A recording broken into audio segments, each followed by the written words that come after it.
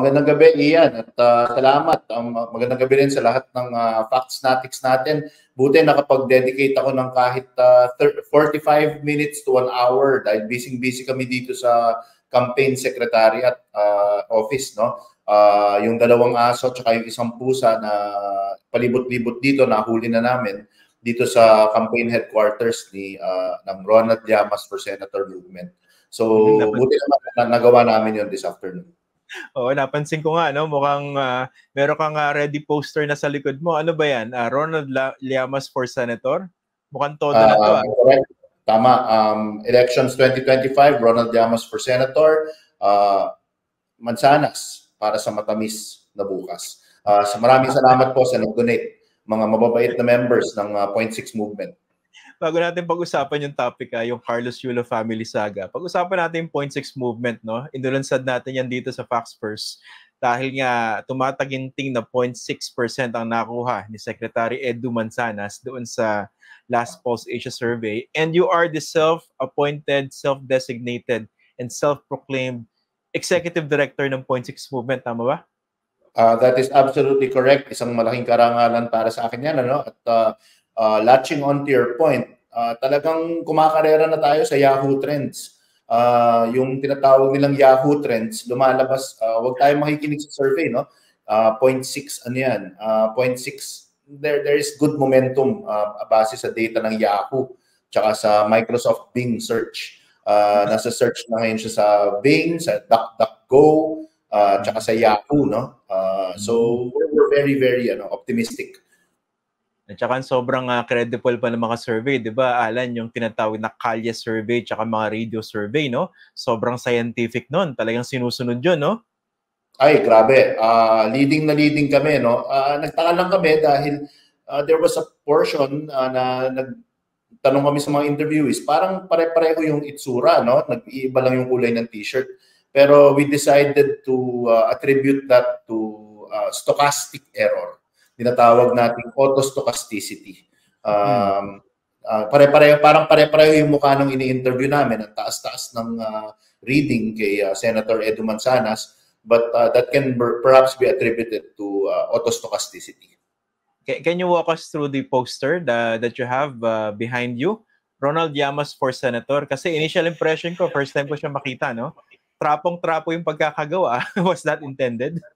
Well, some may seem it's a matter of perception. Some may interpret it as trapong-trapo. But of course, if you notice, the balancing aspect of this poster is the apple pin he is wearing on his on his lapel. Meron siyang mansanas na pin sa lapel, which humanizes him and makes him approachable. Dahil who doesn't love a juicy apple?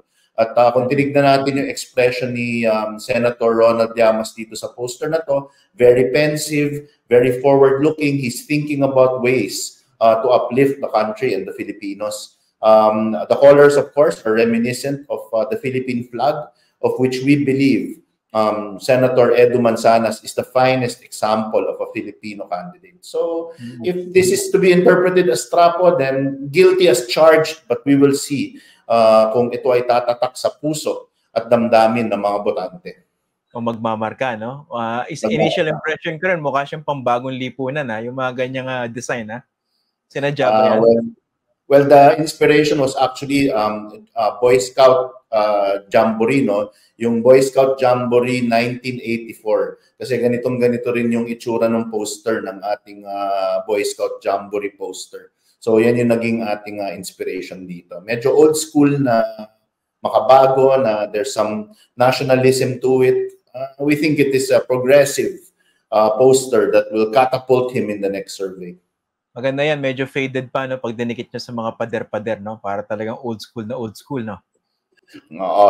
So tumatanggap po kami ng donations para sa Gawgaw, dahil Gawgaw po ang ginagamit namin dyan, pandikit sa pader, tsaka mga lumang map. Yan ho ang mga technique, makabagong technique sa pangangampanya.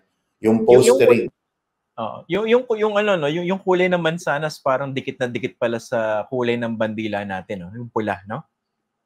Well, may pula, tapos pag medyo nanilaw-nilaw pa yung isang part, di ba, that can represent the sun, di ba? In fact, pag si Senator Edu ang kumakagat niyan, there is an inherent sun in that in that image, no? So we like the optics, Ian. We like the optics. Kakagat kaya sa masa ito? Again, pun intended. Kakagat kaya sa masa yan? Ang feeling namin, ito ay magiging matamis na kagat sa masa. Talagang an apple a day. Yan, an apple a day keeps the troubles away. Pwede ba mag-devil's advocate not to rain on your parade, no? Dito sa ating 0.6 movement, no? Napakalaking movement na nito, no? Feeling ko meron ng mga 60 tao ang nasa likod nito, no? Hindi ba mukha namang parang elitista yung imagery ng Apple dahil kumpara sa ibang prutas, hindi siya ganun kamura. Correct me if I'm wrong. Well, tama ka dyan, no? Pero isa sa mga campaign promises kasi namin na pinag-aaralan ay yung presyo ng mansanas ay gagawin namin 20 pesos. Dahil na-realize namin nung past campaign, talagang yan ang tumatak sa masa, yung pangako na yung 1 kilong bigas ay magiging 20 pesos. Kaya isa sa magiging campaign promises namin na pinag-aaralan ni Senator Ronald Llamas ay presyo ng mansanas magiging 20 na lang. 20 na lang? Parang mahal pa rin yata yun. Parang may nakikita yata kong mansanas sa maliit, nasa 10 piso, 15 pesos. No? 20 1 kilo. Let me correct you. 20 1 kilo. Achievable. Achievable? Achievable. Dahil meron daw mga golden apples na na-discover sa Mindanao na nakapaon sa isang kuweba, no, na fortunately, yung nakadiscover niyan ay miyembro at bahagi rin ng 0.6 movement. So palagay ko yan ang tutulong sa campaign namin. Yung tinatawag na mansanas gold. So mukha itutuloy niya ba yung Kadiwa stores pero 1 kilong mansanas at 20 pesos per kilo? Nakaka-apekto daw yun eh. Kukunin namin consultant dito ay yung batikang ekonomista, si Professor Shelo Magno. Alamin namin kung ilan dapat ang stores na nag-o-offer ng murang mansanas upang maka-apekto sa downward or leftward shift in price. Dahil balita namin, this is one of the advocacies at pinag-aaralan ni Professor Shelo Magno. Actually, kayang-kaya ni Alan Herman. Isa rin ekonomista si Alan Herman. Nagpapahumble lang yan. You know the answer. Now, for that to make an impact, how much subsidy the government would have to release to lower the price of apple at 20 pesos per kilo. Tama ba? Well, thankfully, humility is also one of my endearing qualities. So, I shall be humble and say, perhaps I know. Okay. Teka muna. So, isa na lang pala problema ng 0.6 movement, yung kandidato. Actually, di ba, yung parati kong sinasabi, di ba, yung man, message, machinery, and money. Yung man talaga at kami nagkakaproblema. Well, ang conflict namin ngayon, tuwing nagsasalita siya, parating nagtatanggal ng salamin. Sinabi ko naman sa kanya, wag niyang gagawin yon dahil medyo iba yung nagiging reaction ng tao. So, little things like that may conflict eh. But hopefully, in the long run, he will sacrifice for the nation. But something that cannot be managed, no? Not yes. Unmanageable. Not unmanageable, yes. Everything has... Teka lang baka maniwala yung mga tao, sarcastic po kami rin sa Yahoo Trends. Wala namang Yahoo Trends. Sarcastic po kami dun sa Kalye Survey tsaka Radio Survey. Napaka-unscientific po nun. No? Kumbaga, survey lang yun ng mga chismoso. Huwag kayo maniniwala. At yung poster po na yan ay satire. Satire po yung poster na yan ng isang very trapo-like poster. Alam po ng mga kliyente ko na hindi po ganito ang mga hakbang upang manalo sa isang halalan. Nagkakatuwaan lang kami kasi baka magkaroon ka ng reputational hit, Alan. No? Baka sabihin ng mga prospective clients mo. Teka, ganyan ba mag-run ng kampanya? Parang lalayo na kami dyan. Ganyan pala ang gagawing poster ng Herman. Huwag na.